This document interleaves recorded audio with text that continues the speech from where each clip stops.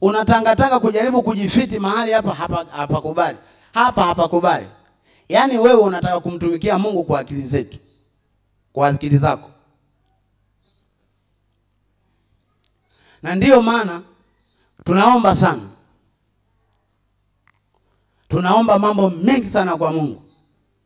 Lakini katika hayo mengi tunayoomba, sio mengi tunayoyapata, bali tunapata machache.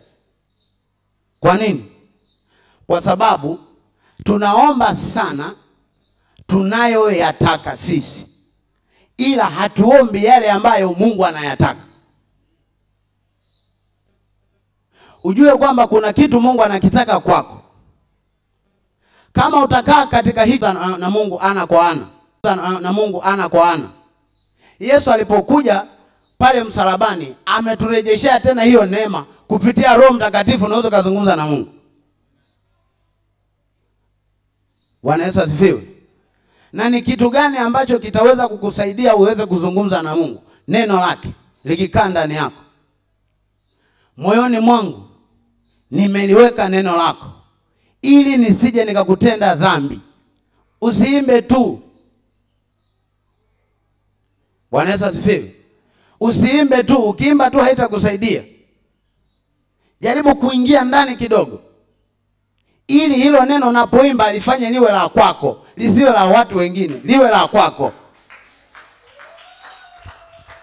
Moyoni mwangu nimeliweka neno lako, ili nisije nikakutenda dhambi. Kwa nini nikiwa na neno siwezi kukutenda dhambi? Neno la Mungu linapoingia ndani yako, linakufungua ufahamu wa ndani. Linakufungua macho ya ndani kama yamefungwa. Ndio maana Biblia inasema yamefichwa machoni. Tusome kitabu cha Yohana. Kitabu cha Yohana, Yohana Mtakatifu.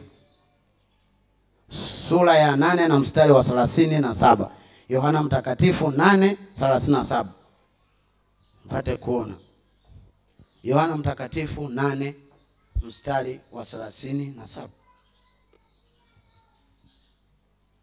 8 mstari wa 37.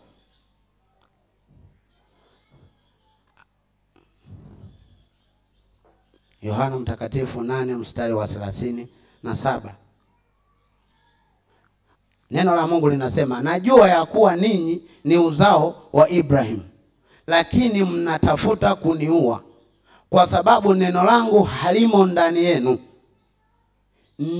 Niliyoyasikia kwa Baba ndiyo niyanenayo, nanyi vivyo hivyo mlioyasikia kwa baba yenu ndiyo myatendayo. Bwana Yesu asifiwe. Yesu anazungumza na wana wa Israeli ambao ndio watoto wa ahadi. Neema ambayo tulionayo sisi imetoka kwao. Hapo anazungumza na Wayahudi ambao tayari wamekwisha kumwamini Yesu.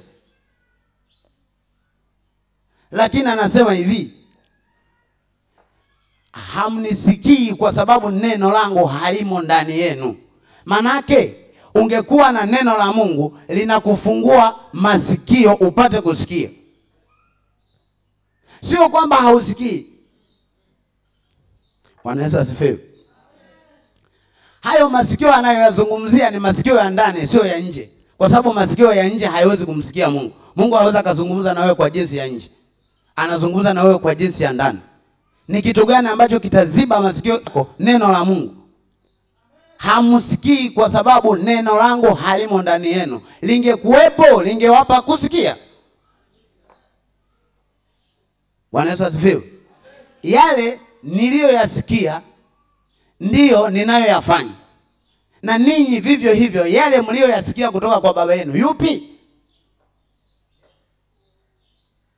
Sasa Yesu anazungumza na Wayahudi waliomwamini, anasema mlioyasikia kutoka kwa baba yenu. Utashangaa, hebu angalia tuone baba yao ni akina nani? Ni nani? Yohana 8:43-44. Yohana 8:43 na 44. Ili uweze kujua kwamba Mungu asipokuwa na nafasi kwenye maisha yako, hauwezi kukaa kwenye msingi hata siku moja. ninyi ni wa baba yenu Ibilisi, na tamaa za baba yenu ndizo mpendazo kuzitenda. Yeye alikuwa muuaji tangu mwanzo, wala hakusimama katika kweli, kwa kuwa hamna hiyo kweli ndani yake.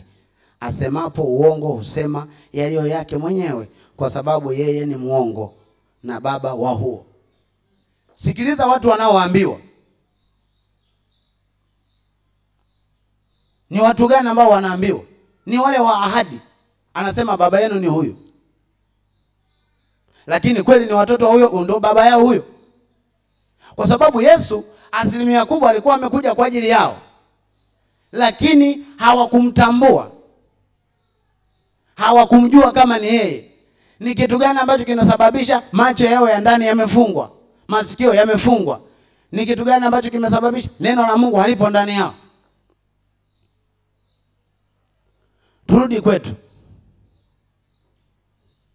Bwana Yesu asifiwe. Na moyoni mwangu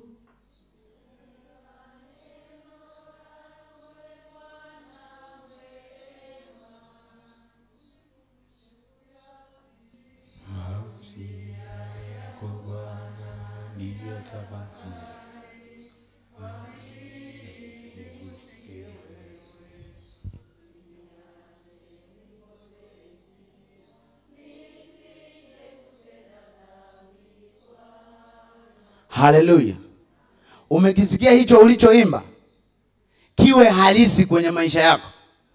Usiimbe tu, kiwe halisi. Umeliweka kweli?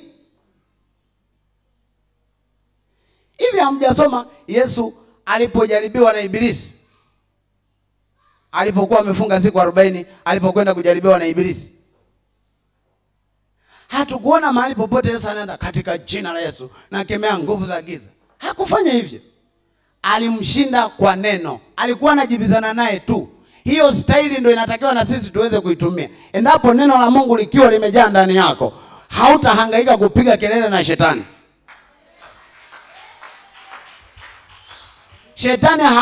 Shetani unamshinda kwa kujua, kwa sababu unajua. Sio lazima. Ilifika hatua nikasema sitataka kwenda kuombewa. Nikienda kuombewa nitajenga imani yangu kwa mtu. Manake siku nyingine nikipata shida nitatafuta kwenda kuombewa. Ngoja nijue Mungu upo au haupo. Haleluya. Nijue upo au haupo. Kwa nini niende kuombewa sehemu nyingine? Nikienda kuombewa nikipona imani yangu nitaijenga huko. Hata kama yule mtumishi sitamkuta, nitaenda kwa mtumishi mwingine. Manake mimi sitakuwa na msingi wangu. Nikapata shida kweli. Nikawa sijui kitu cha kufanya. Siku moja ikanitokea tena hiyo hali. Nilikuwa nimekaa ndani. Nikachukua Biblia, nikaingia nayo ndani. Nikasema Mungu leo nasema na wewe. Sisemi na mwanadamu, nasema na wewe. Nijue kwamba una nguvu au huna nguvu. Nijue kwamba unaweza kufanya. Neno linasema tunaweza mambo yote katika yeye atutiaye nguvu. Linasema hakuna lisiloshindikana kwa Mungu.